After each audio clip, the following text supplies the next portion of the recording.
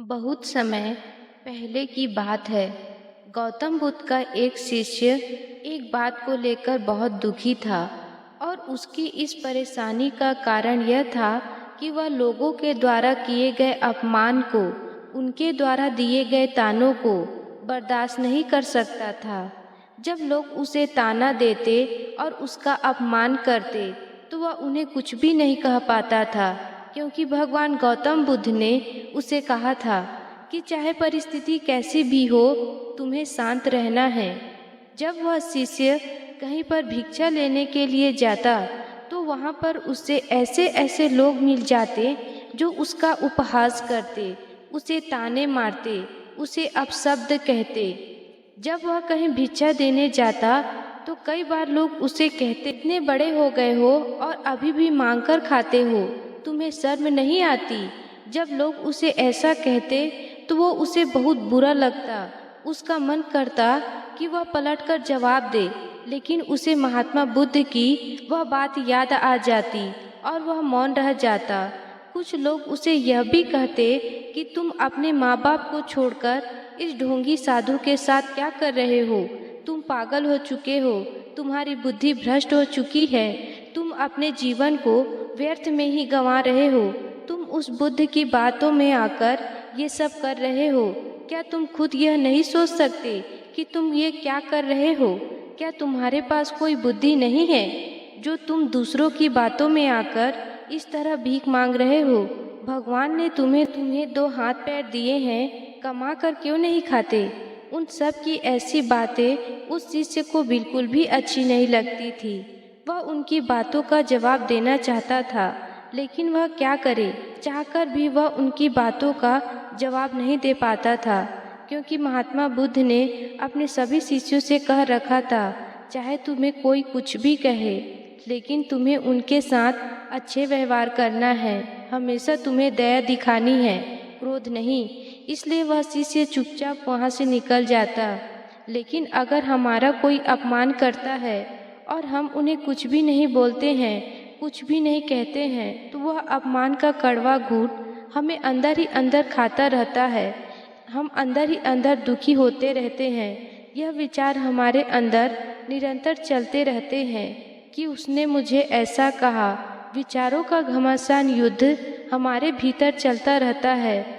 उस शिष्य का भी यही हाल था। वह उन लोगों को मुंह तोड़ जवाब देना चाहता था, लेकिन महात्मा बुद्ध के कहे अनुसार वह कभी भी किसी को भी नहीं कह पाता था। जब भी वह वापस आश्रम लौटकर जाता तो बुझा बुझा सा रहता। महात्मा बुद्ध उस शिष्य को देखकर ही समझ लिया था कि कुछ तो बात है जो इस शिष्य को अंदर ही अंदर खाए जा रही है। महात्मा बुद्ध से आखिर कौन सी बात छुपी रह सकती है? वह तो आत्मज्ञानी है। वह तो इंसान को देखकर ही यह बता देते हैं कि उसके दिल में क्या चल रहा है। उन्होंने उस शिष्य के मन के विचार को भी पढ़ लिया।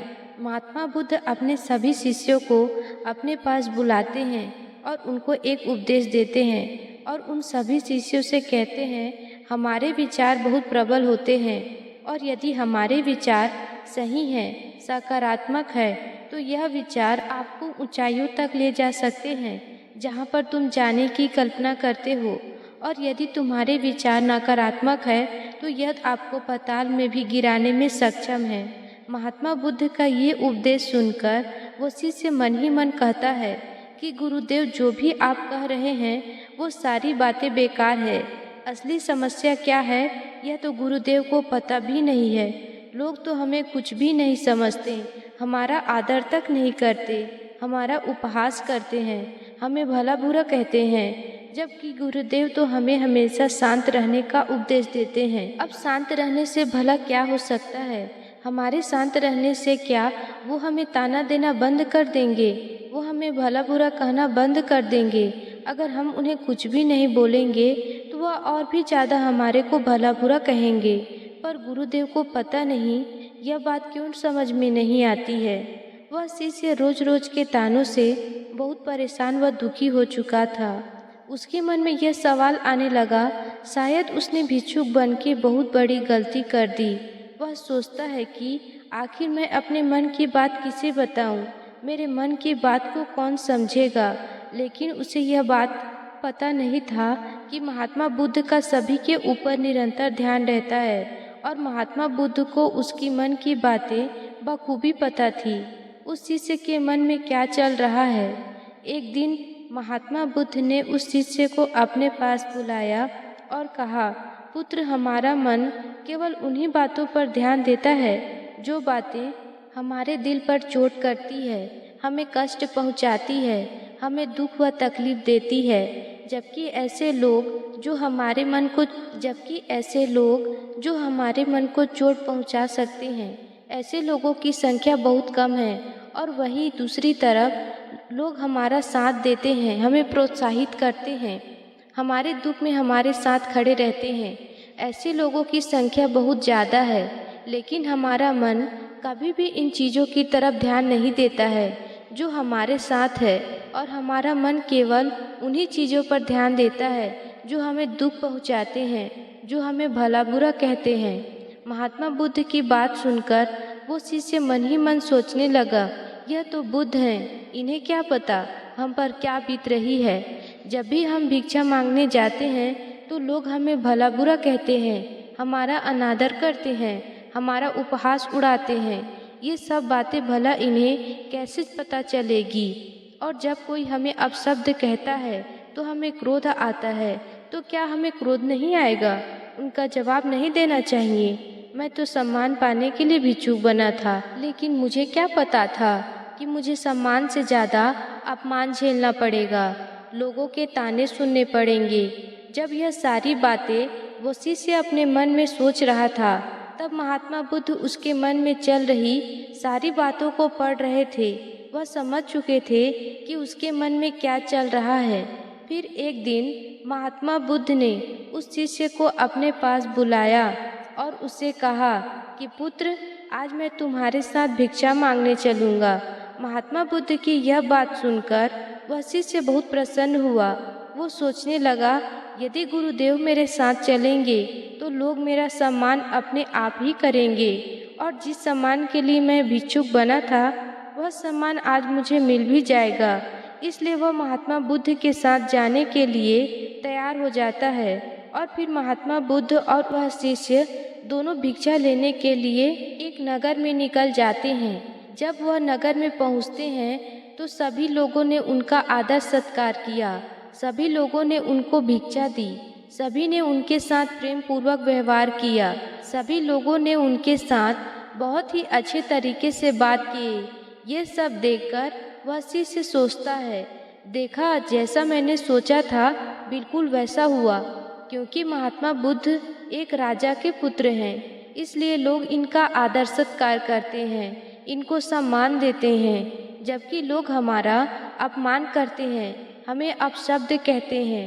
फिर जब महात्मा बुद्ध उस नगर से भिक्षा लेकर निकले तो फिर वे दूसरे नगर में गए, और जब वह उस नगर में पहुँचे तो लोगों ने महात्मा बुद्ध का खूब अनादर किया। जब महात्मा बुद्ध ने वहाँ जाकर एक घर में भिक्षा मांगी तो वहाँ एक मकान मालिक ने महात्मा बुद्ध का खूब अपमान किया, उन्हें भला बुरा कहा। वहाँ सभी लोग इकट्ठे होकर महात्मा बुद्ध को गालियाँ देने लगे, उनको ढोंगी कहने लगे। उन सभी लोगों ने महात्मा बुद्ध को पाखंडी कहा, उनको अपशब्द बोलने लगे, और सभी गांव वालों ने मिलकर उनसे कहा कि आज के बाद तुम हमारे गांव में कभी मत आना। उनका इतना अपमान करने के बाद भी महात्मा बुद्ध ने उनको कुछ भी नहीं कहा, वो बिल्कुल शांत थे। और उसके बाद जाते जाते गौतम बुद्ध ने सभी को आशीर्वाद दिया, सबका कल्याण हो। यह सब देखकर वह शिष्य बड़ा आश्चर्यचकित हुआ। वह सोचने लगा कि आज तक ऐसा अपमान मेरा कभी नहीं हुआ जो गुरुदेव का यहाँ पर हुआ, और कोई मुझे जरा सा भी कुछ कह दे तो मैं क्रोधित हो जाता हूँ और मैं उनको जवाब देने के लिए उतारू हो जाता हूँ। लेकिन गुरुदेव तो बिल्कुल शांत है, जैसे इनके साथ कुछ हुआ ही नहीं। इन्हें लोगों की बात सुनकर जरा सा भी क्रोध नहीं आया। और तो और इतना सब कहने के बाद भी लोगों का उनका कल्याण भी चाहते हैं, जो उनको भला बुरा कह रहे थे। महात्मा बुद्ध और वह भिक्षुक दोनों आश्रम की तरफ लौटे। तभी उस भिक्षुक ने महात्मा बुद्ध की ओर देखा और यह जानने की कोशिश किया कि क्या गुरुदेव अब भी क्रोधित नहीं हो रहे हैं। और जब उसने महात्मा बुद्ध की तरफ ध्यान दिया तो वह आश्चर्यचकित था। महात्मा बुद्ध तब भी शांत थे, जैसे कि वह पहले की तरह रहा करते थे। उनके मन में किसी तरह की कोई भी हलचल नहीं थी। उनके चेहरे पर किसी भी तरह की कोई भी तकलीफ नहीं थी। तभी वह भिक्षुक महात्मा बुद्ध से कहता है कि गुरुदेव, आप इतना शांत कैसे हैं? इतना सब कुछ हो गया, आपको उन गांव वालों ने क्या कुछ नहीं कहा, फिर भी आप इतना शांत कैसे हैं? हमें उस गांव में अब कभी नहीं जाना चाहिए। उस गांव के लोगों का हमें त्याग कर देना चाहिए और वहाँ कभी किसी भी भिक्षुक को नहीं भेजना चाहिए। उस भिक्षुक ने महात्मा बुद्ध को हाथ जोड़कर कहा कि गुरुदेव, वहाँ के लोग हमें नहीं समझ सकते, इसलिए हमें वहाँ पर अब कभी नहीं जाना चाहिए। वह लोग हमारा केवल अनादर ही करेंगे, हमारा उपहास ही करेंगे। हमें वहाँ के हर एक व्यक्ति का त्याग कर देना चाहिए, बहिष्कार कर देना चाहिए जो हमारे मतों से सहमत नहीं है। तभी महात्मा बुद्ध मुस्कुराए और अपने सभी भिक्षुकों को उपदेश देते हुए कहते हैं, मान लो कोई एक ऐसा व्यक्ति है जिसे गड्ढा खोदना है, तो क्या कभी पृथ्वी उसका विरोध करती है? उसमें से कुछ शिष्यों ने कहा, बिल्कुल नहीं। गुरुदेव फिर महात्मा बुद्ध ने अपने सभी शिष्यों से फिर एक बार प्रश्न किए और कहा, मान लो इस नीले गगन में, इस आकाश में बहुत सारे रंगों के साथ कोई ऐसा चित्र बनाना चाहता है जिसकी वह कल्पना कर रहा हो, तो क्या तुम्हें पता है वह चित्र बना सकता है? इसका जवाब देते हुए कई सारे भिक्षुक ने कहा, हे तथागत, हे गुरुदेव, ऐसा संभव ही नहीं। तभी महात्मा बुद्ध ने कहा, बिल्कुल सही, क्योंकि वह कोई जगह नहीं है जिसमें रंग भरा जा सके। आकाश में हमें सब कुछ दिखाई पड़ता है, लेकिन आप पर ऐसा कुछ है ही नहीं। तभी महात्मा बुद्ध ने अपने भिक्षुकों से अगला प्रश्न किया और कहा, मान लो कोई व्यक्ति एक मशाल लेकर आता है जो तेजी से जल रही हो और वह जलती मशाल से नदी में आग लगाना चाहता है, तो क्या यह संभव है? कई शिष्यों ने इसका जवाब देते हुए कहा, हे गुरुदेव, यह संभव नहीं है। आगे महात्मा बुद्ध ने अपने शिष्यों से कहा, बिल्कुल सही, क्योंकि नदी में जलने का गुण नहीं है। आगे महात्मा बुद्ध ने अपने शिष्यों को संबोधित करते हुए कहा, जिस तरह से पृथ्वी विरोध नहीं करती, आकाश पूरी तरह से स्वस्थ रहता है और नदी अग्नि से प्रभावित नहीं होती, उसी प्रकार अगर तुम्हारा कोई अपमान भी करते, यदि तुम्हारे साथ अन्याय करते हो, तो तुम अपने विरोधियों के प्रति मैत्री का भाव बनाए रखो। तुम्हारा मन पृथ्वी की तरह ऋण हो, आकाश की तरह स्वस्थ हो और नदी की तरह गंभीर हो। जब तुम अपने मन में मैत्री का भाव बनाए रखते हो, फिर कोई भी तुम्हारे मन को विचलित नहीं कर सकता।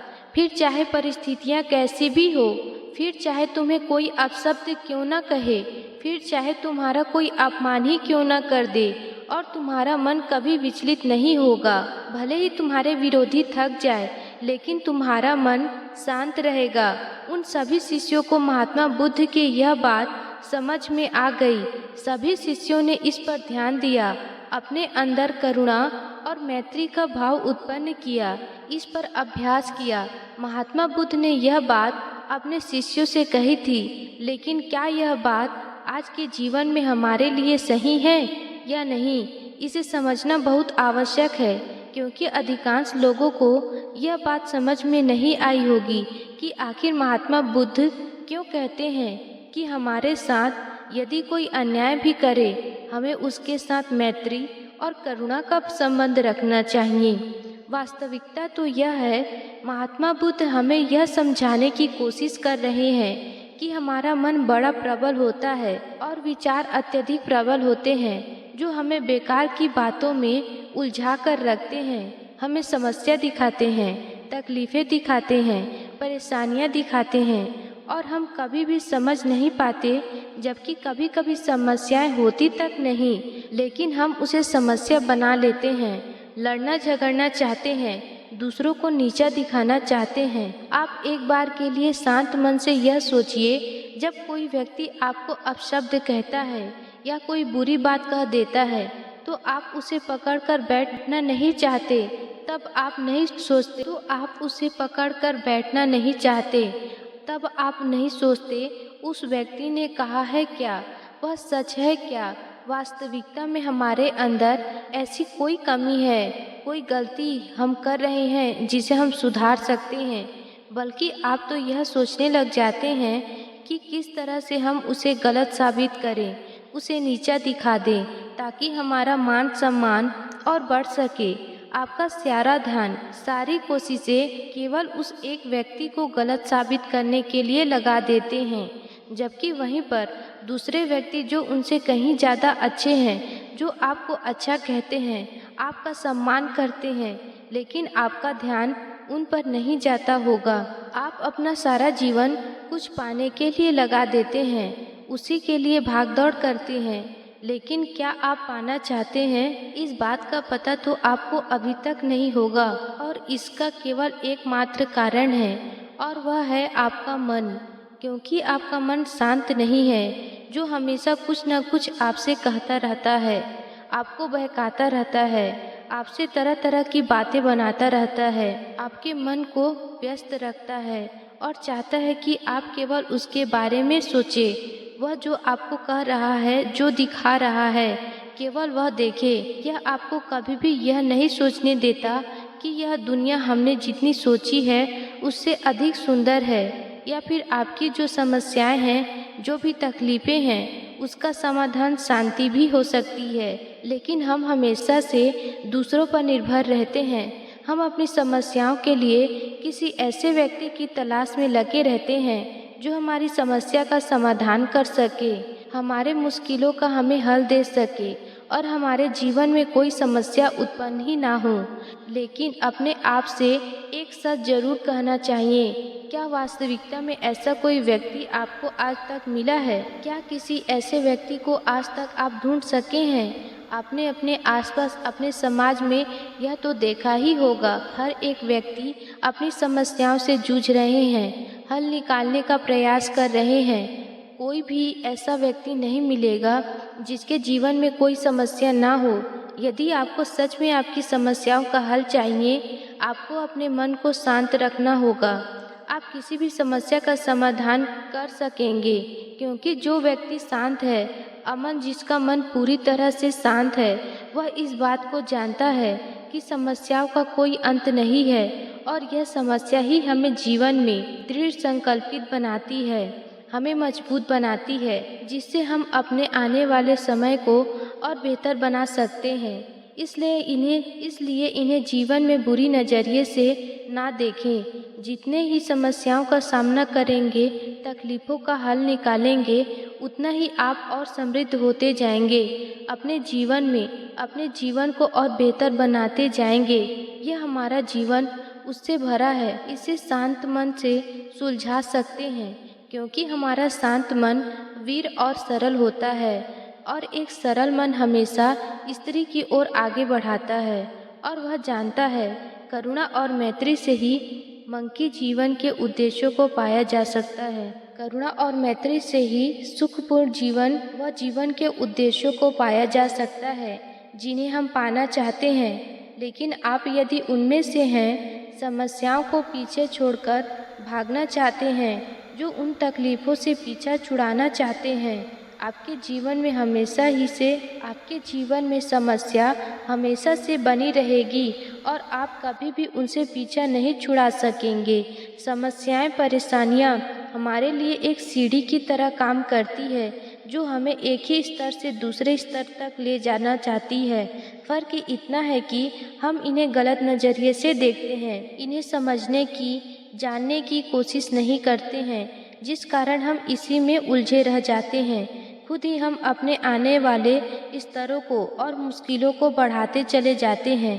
प्यारे दोस्तों, कहानी से हमें यह सीख मिलती है कि अगर आपके जीवन में मुश्किलें कठिनाइयाँ आ रही है, वह आपको आगे बढ़ाने के लिए आ रही है। इन मुश्किलों को समझने, इसे सुलझाने का प्रयास करें। उम्मीद करती हूँ कि वीडियो आपको पसंद आई होगी। अगर वीडियो आपको पसंद आई होगी, लाइक और सब्सक्राइब जरूर करें।